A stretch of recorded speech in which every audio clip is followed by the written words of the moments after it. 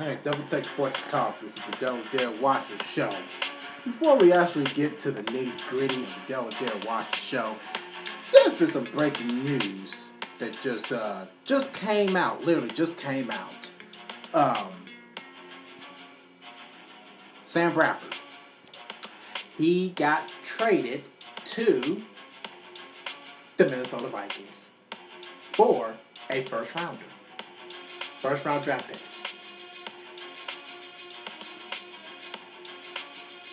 They're, like you said before we started, desperate.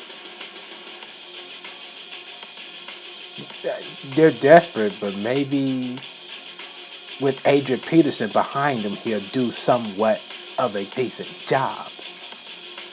Well, they definitely could rely on Sean Hill, so. Well, he just didn't have the mechanic knowledge to be able to actually do what's required. Maybe Bradford does. Maybe so. I mean, Bradford was doing good. Oh, wait, Sam Bradford? Yeah, Sam Bradford. I'm thinking more Sanchez. I don't know what I was thinking. No, Sam Bradford is actually a pretty decent choice. I mean, for what he did in Philadelphia last season, I think he's pretty good. But there, of course, there was a tweet that just came out 34 seconds ago from ESPN Stats and Info. Bradford's 40.5 QBR is fourth worst. Minimum 30 starts since he entered the league in 2010. Only Gabbert, Henne, and Sanchez has been worse. That's been a change. I believe that is going to change. I believe Adrian Peterson is going to open up that football field for him. God, I hope he does. I think he will. God, I hope he does. But with this considering being a very short time and having to learn a brand new system again, that came at the most worst and inopportune time you can ever imagine. Shoot, right now, if I was Sam Bradford, I'd be giving the football to Adrian Peterson until I learn something. Mm-hmm.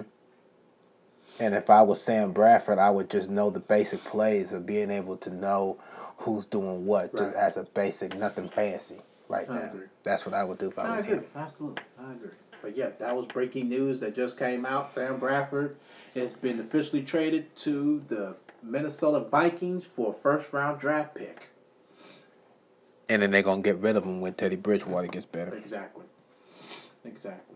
Because he was just moving up in the world, too. So, yes, that's going to be huge. That's going to be very interesting on how that comes out to be. Oh, yeah.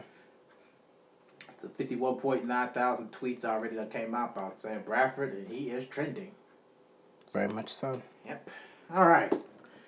Of course, that is breaking news. Now on to, of course, us now. Now, what I'm going to get into is going to be a very, very touchy subject. I thought about this, of course, last night, and I was like, well, let me go ahead and see if this could be good up for a discussion. Got to thinking last night, and of course, the first person that came into my head was you. Why me? Okay, now, we've been through a lot, and I want to sneeze so badly. I do. I want to sneeze so badly, but I'm trying to hold it back. Good luck. But anyway. Look like it's not holding on for me. Take your time. It's not like you're doing anything. Of course. We've been, of course, through a lot, during our, 28 years here on Earth, and we always had our good experiences, we always had our bad experiences. Now, what I'm going to bring up is not for anybody, because I know there are maybe some people out there that are very willing to pass judgment. This is something where we would not whatsoever be passing judgment. This is just from a experience based. Just throwing that out there before anybody just decides they want to throw judgment out there. Dear, I want to go back with you from the time where you had a warrant out for your arrest. Oh, golly. Yeah. Got you off guard on that one. I got you off guard on that one. Yes, you did. Oh my. Yeah. You threw me off. Yeah. Let me take a wild guess. Was it something somebody said yesterday No. that got your attention about that? Just after thinking. Then it just randomly just popped in your Just head. randomly popped in my head. Yes. Mm-hmm. Mm-hmm. We haven't had no Dell Day watch the show yesterday or Thursday, so I figured we have one, and that's what I thought about. Man, I had forgotten all about that. Well, it's not as bad as everybody make it. That everybody gonna think. There you go. There you go. Woo! Excuse me. I'm so sorry about that. Glad you got it out. I don't know. Might See have how more. many times I was sneezing before we came on? Probably at least a good 5-6 times. I sneezed. But yeah, I want to go back with your best score. It's not as bad as it seems. It's not, but there are people out there that's still going to do that anyway. I just think people out here just passing judgment. There was people that did it. Oh yes. Back in 2000, I want to say 2010, maybe 2011, I believe it was. Don't remember exactly the dates. I had to go back and look at it, and I'll know for sure. I paid. I had gotten a speeding ticket for going 45 in the 35 zone, and I never paid that. Well, I paid the ticket, but it was late. I'll say it was probably about a week late, and they issued the warrant out for my arrest. I believe that was the same ticket. It was either that or driving while suspended. One of the two. It might have. It could have been both. It could have been. No. It was one or the other. I think it was me driving under suspended. It could be. I think. Well, nothing really. No, nothing. No, because I paid the ticket. It was the that ticket that you did. That's what ended up getting your license suspended. Because you didn't pay that ticket, you was a week late, and that's when they put your license. No, actually, you know what it was? It was me driving under suspended. What got me driving under suspended? What got me? Not only that ticket. No, you're right. We didn't get no ticket. No, you're right. Remember, you're right. You just had to swap. Yeah, you're right. You only swapped, and that 35 and the 45 zone. No, but I did have another ticket. I just don't remember what for. Oh, no, I had a ticket for something. I don't remember what it was, but I had a ticket for something, and it wasn't the 45 and the 30. It was a speeding ticket, but it wasn't the 35 and the 45 zone. Got a ticket. I was a week late on it. Still paid it off, but they issued out a warrant for my arrest.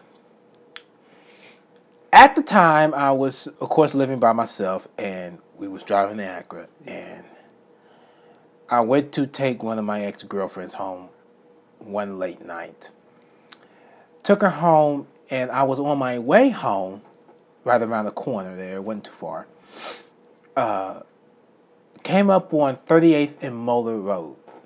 At that in particular time, there was construction going on, and you could not make a left turn on that street. Coming from 38th Street going on to Moeller, you could not make that left-hand turn. So you had to make a detour. You had to turn into the White Castle, and then come out of that White Castle on the other side of Moeller to get out. There. See, coming again. Yeah. There I go again. Oh, so rude of me. Well, you don't have yourself to blame for that. You have your allergies to blame for that. I've been trying to fight these crazy things.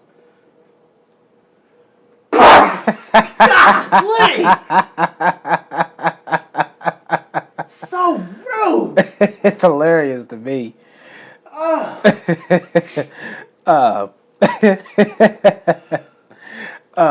So at the time you were supposed to go into White Castle and then make your left-hand turn off of there, right. Or if you had any other possible way of doing that without having to do it illegally, you can. That in particular night, I was being lazy and did not want to go into the White Castle to make that turn. And plus, it was midnight, 1 o'clock in the morning. There was no traffic out, and I didn't think nothing of it. So I'm like, okay, I'll do this one time. And sure enough, there was a cop sitting right there at It was on Moeller. It was on Moeller Road and it was sitting right at the intersection of 38th and Moeller. So when I made the left turn, he turned on his lights and I got pulled over right there on Moeller, right by the Myers store and the gas station. But it was right, literally closer to Domino's Pizza in the little strip mall there, right by Gateway. He asked for my driver's license. I'm like, okay, cool. Thinking nothing of it.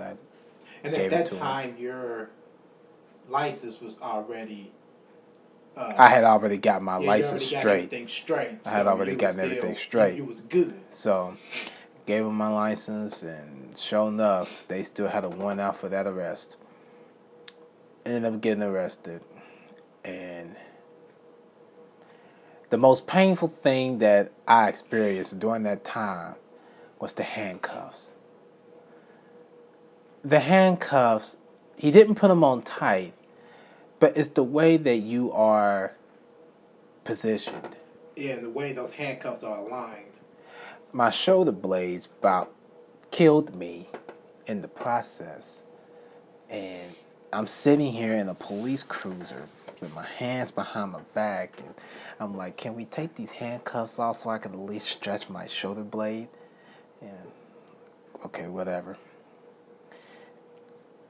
Of course he wasn't going to do it, but it was cold outside. I only had on a thin muscle shirt and some sweatpants because I wasn't going out far, and I wanted to hurry up and get home so I can go to bed. I don't remember if we had to work that next day or if me and you had something to do. No, we had to work the next Okay, yeah, we had to work the next morning.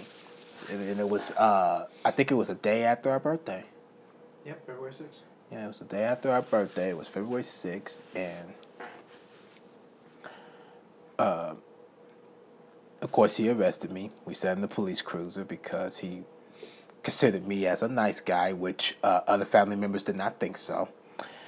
Nice guy. Oh, yeah, absolutely. Yeah. I thought you said No, nice guy. He said that I was a nice guy, more normal than other people. So me and him sat in the car and we talked. Whereas most family members thought that I was being rude and belligerent, like how they will always think negative about me and how I act. And how you respond to other families, they would think like that. They would think like that, so they don't think that it's just to them and not to everybody else. Right.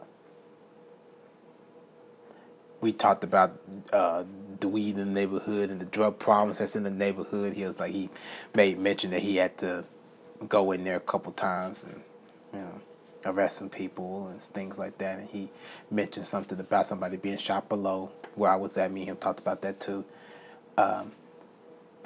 So it took about maybe an hour before the actual paddy wagon came. So when the paddy wagon came, I was the first one in there. And we went to 2 more stops. They came in. Nobody wasn't saying a word. It was the most dreadful moment of my life. And I'm sitting there with these handcuffs still and my shoulder blade is killing me. I'm like, you can't drive any faster. At least put your siren on and let's roll. Because I'm ready to get these handcuffs off of me. So, we finally get downtown, and it's the one, I believe, on Delaware. I believe. Don't quote me on that. I don't remember. It's been a minute. Yeah, it's probably one across. I think it was Alabama. Yeah, the one on Alabama. We finally get there, and we get out, get processed. That took forever too. We first get into the station there, and the first thing they do is take the handcuffs off. I'm like, thank you, Jesus, godly. I'm stretching around, and police officer asked me if I've been out jogging. I'm like, if I was out jogging, I wouldn't be here. Exactly. If I was out jogging, I would not be here. So no, I was not jogging. I was driving. That's the dumbest question you could ever ask. So he unless you did something you had no business doing. Yeah, really. So he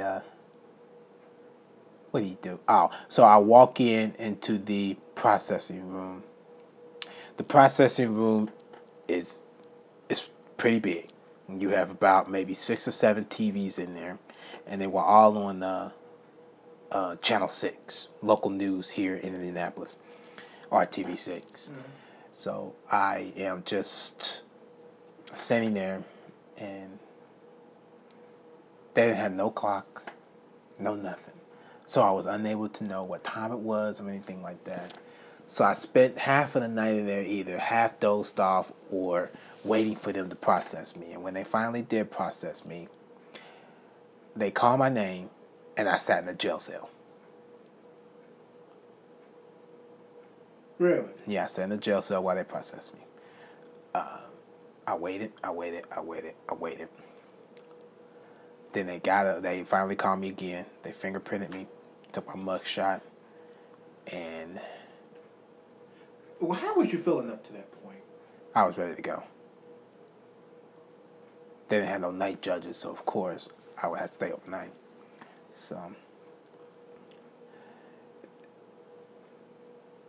at this point, I'm like, I just really didn't want to be there, and I was irritated. I couldn't believe that it was actually happening.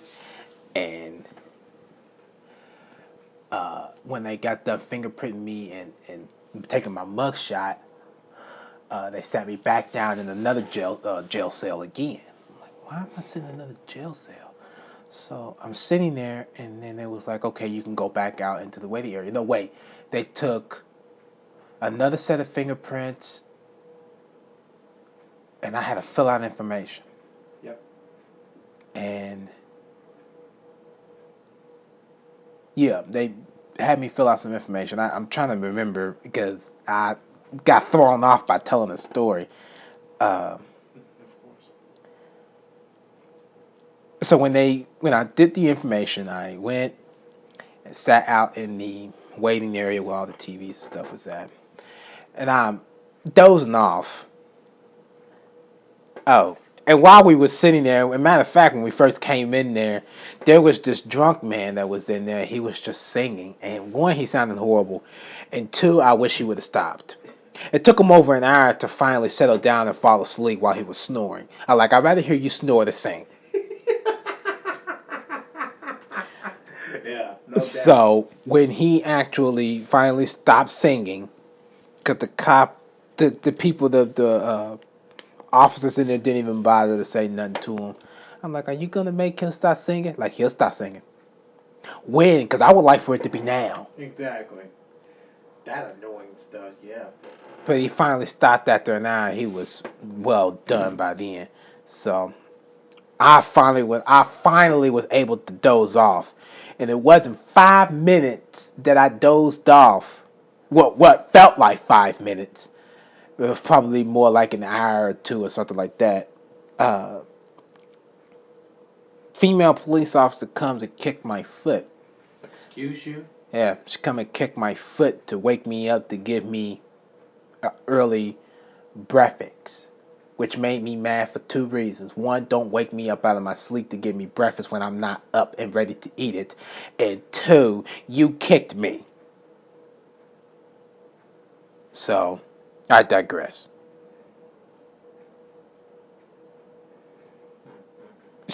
I grabbed the food. It was sandwich, chips, and some other stuff. I don't remember what it was.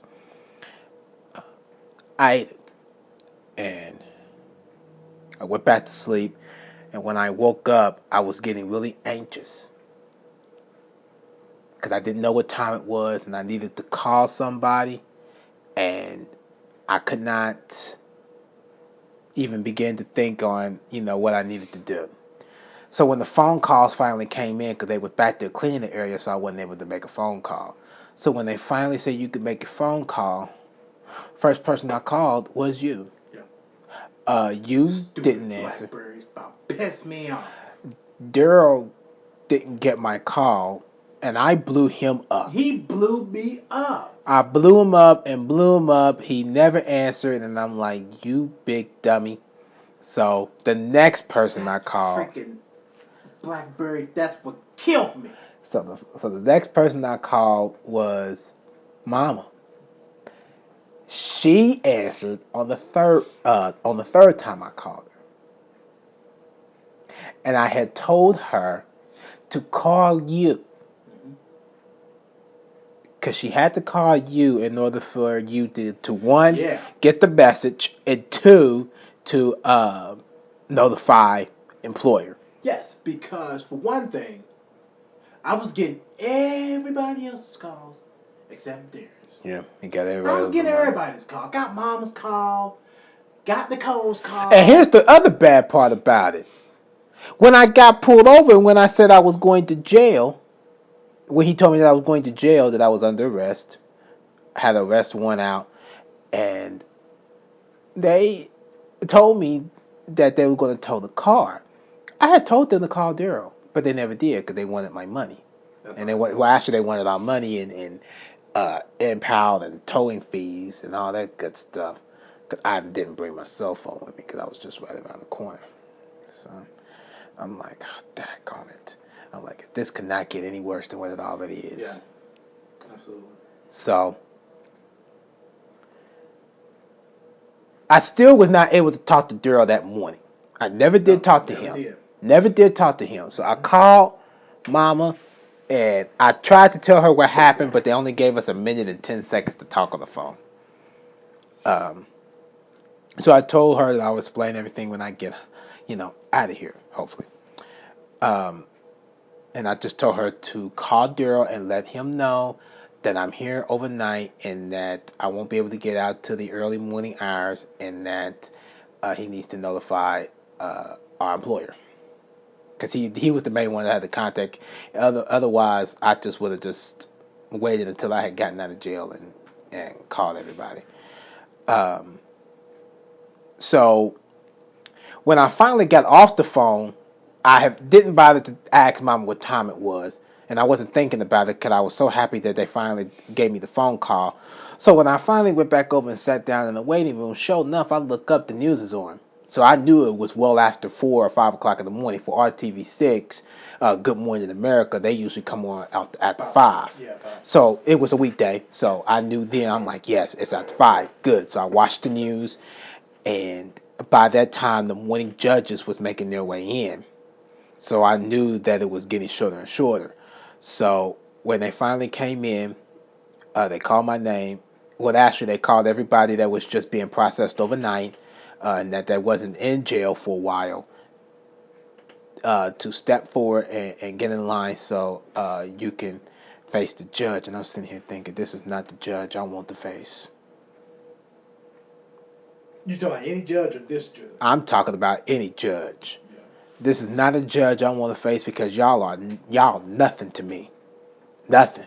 I agree. Yeah. The real judge is our Lord and Savior Jesus Christ. I don't want to face y'all. Y'all ain't nothing to me. But on that other note, I'll leave that one alone. So get in line. I was about maybe the 6th person in line. He read me my sentence and told me my court date that I had to appear in court and told me where, whatever. Told me it was at traffic court up on East 10th Street. Not 10th Street. East 10th Street. It's, I can't remember where it's by, but it's on East 10th Street. So, whatever. I remember that. So I got released. They gave me all of my personal belongings that I had. Walked out the door.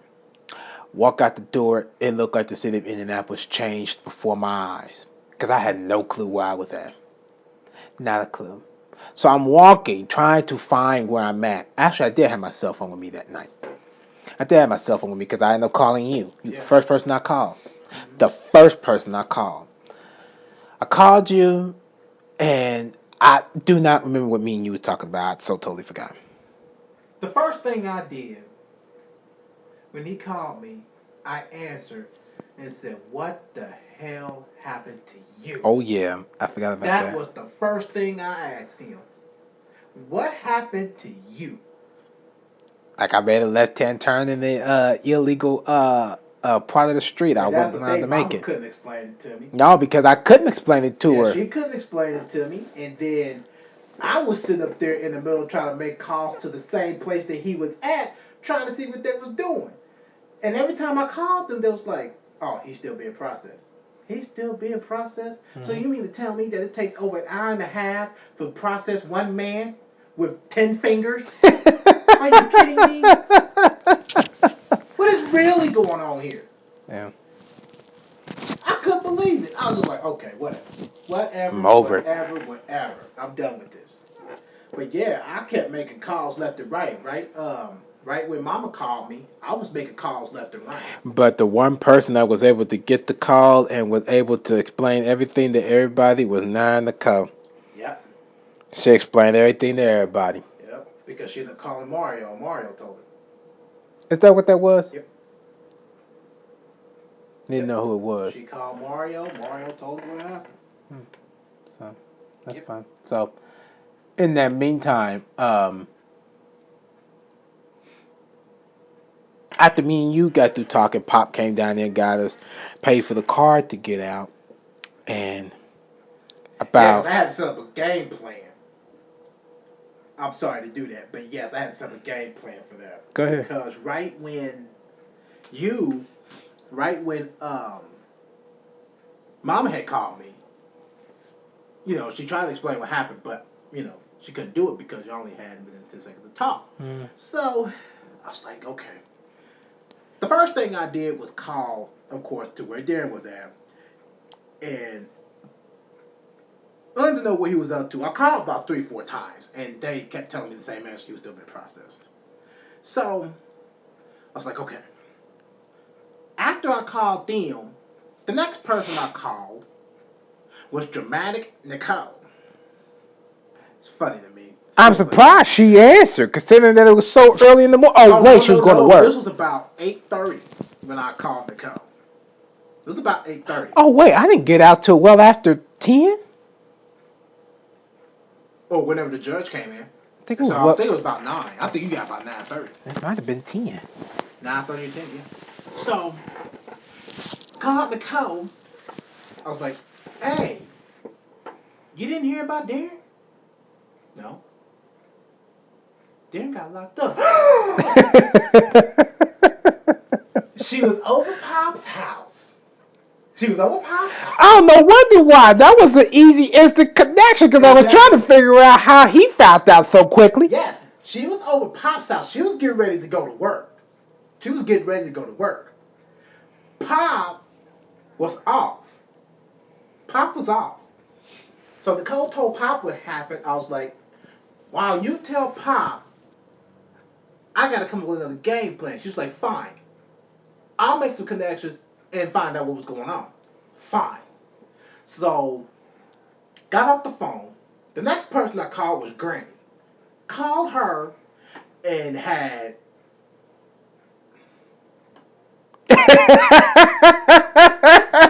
He had Sharon and Curlin come on the line. I remember it. I just dread this part. I just dread it. Of course. I understand why. Got on with them 3. Told them what happened. I told them, okay, look. Here's the deal. Darren's in jail right now. I don't know what happened. So before you go asking me what happened and asking me 9.8 million questions, I don't know what happened. Nicole is trying to find that out right now. What I am trying to focus on is getting the car back. So they start rambling on anyway. They wasn't asking questions. They started to ramble on. This is why I said earlier, before we was on, that people being judgmental. This is it right here. I'm talking about, they that the officer had put Darren in the back seat of the car. It was like, yeah, they probably had him waiting outside. He was being all mouthy and this, that. I don't want to hear it. Because number one, ain't got time for it. Don't have time to hear your opinions about what Darren did to this officer or what that officer did to Darren or what... But otherwise, I would still be in jail for the next few days if that was the case. If that was the case, that would... And even at that, he let me sit in his car because I was nice. He let the mean people sit outside. Whatever. And it just goes on. They was just ranting on what they thought about. You're right. This did officially just become touchy. That's why I said at the beginning. This is why, right here. They just kept rambling on. I'm like, we ain't got time to hear all that. Right now, my focus is getting this car back. I need y'all to find out where this car is at. I gotta go up to my job and let them know what's going on. So while I came up with 3 plans in about 15 minutes, I succeeded in all 3 of them. Mm-hmm. With Nicole trying to figure out what was going on. Mm-hmm. With Sharon and Curlin and Granny trying to get the car back, that succeeded because they found where the car was at. And me going up to the job and telling them what was going on, I succeeded in that. So, and then of course that was about around the time that getting closer around the time to where you actually called me, and that's when it was great to meet up for the first time since that my night birthday celebration. Yep, Yes. that night. Mm-hmm. That night. So in the process of that going on, I'm walking around downtown like some homeless man, not having a clue what was going on. No car. I was lost and just very confused about what was going on. Like I had my license straightened out. I took classes. I retook the test. I passed. I got my driver's license back. And here this is coming all up again. So when they finally got everything together, Pop came and got me. We went and got the car. I thanked him. We moved on. Yeah. So a couple days later was when the actual court date appeared, I believe it was. That or a week. No, about a week. I'm sorry, it was about a week later. It was a week later, I think it was, because it wasn't too far. No, it wasn't too far. It was about a week or two. Yeah, it was about a week or two later. And I remember getting anticipation. And I remember Granny called me that night before going to court. She had told me to remember, I believe it was Isaiah 51 or 91 something. I can't remember what it was specifically, but it was a book. It was a chapter and a verse in the book of Isaiah. I believe it was. So we go to court the very next day. We get in. It's me, Daryl, Curlin, and Nicole. I believe it was. Yeah, that was it. All right. Okay. So we go in there, and the judge calls my name. And you remember this very well. Oh yeah, I was feeling the same nervous as a dare that I wasn't even a part of it. Mm-hmm. So I gets up and I walk up to the judge. Judge gives me a trial date. Wait a minute. I'm sitting there looking at this judge. Do you not realize my situation? She gave me the date. I'm like, why are you giving me a date? Yeah, I didn't think she realized what was going on. No, she didn't. So, at the original time, Sharon was supposed to have gone to court. Mm-hmm. And Sharon had told Curlin to go instead because Sharon didn't feel right. And plus, Curlin had connections. Yeah, so. After she gives me a court date, I go over to the family, you, Nicole, and Carol. I'm like, she gives me a trial date. Girl's like, no, something ain't right. Because sure enough, she knew somebody in the office. Mm-hmm. So she was like, just take a look at this. They adjourned the court. Yeah, which I found funny. They adjourned the court mm-hmm. to drag the judge out of there to take a look at the situation of mine.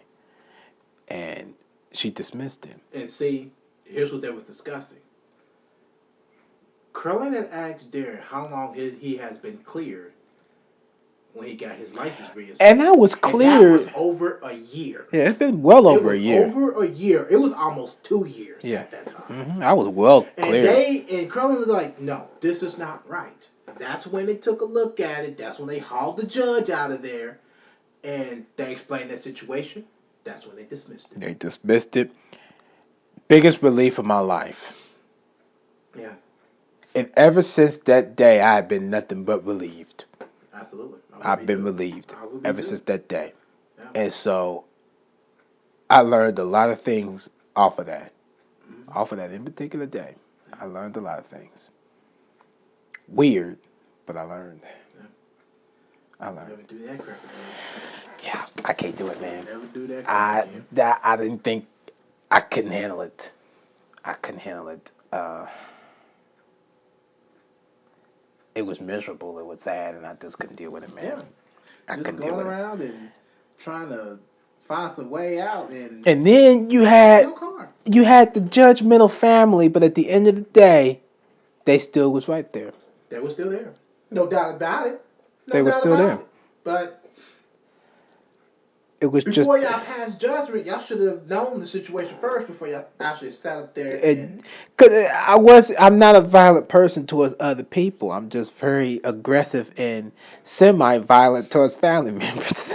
Yeah, you just speak your mind. Yeah, I just speak just my speak your mind. mind. That's it. That's just what I do, and nothing's gonna stop me from doing that. It's just what I do. Absolutely. Which is why I stay away from family now. Yeah, I stay away. I applaud you. Yes, I do too. Me and you both. I love these. What a day. Yeah, it felt like it happened today.